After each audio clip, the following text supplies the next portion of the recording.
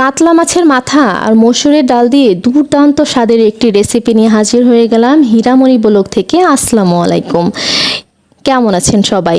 এই দুর্দান্ত স্বাদের রেসিপি আপনি একবার কাউকে যদি খাওয়ান, সারা জীবনেও এর স্বাদ সে কখনোই ভুলতে পারবে না।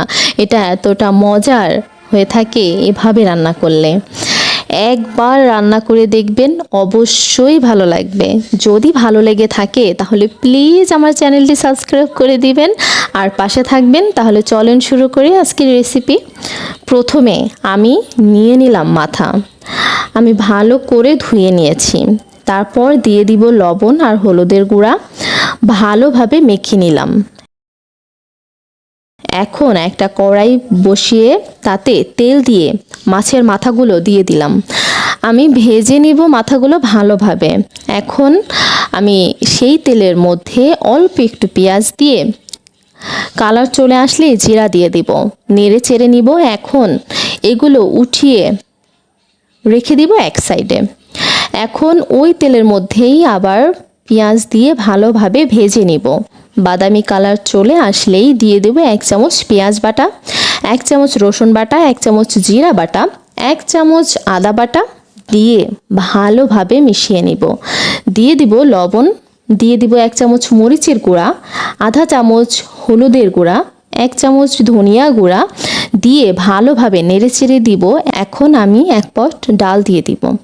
ডালটা ধুয়ে নিব ভালোভাবে, পানি দিয়ে ডালটা সিদ্ধ করে নিব।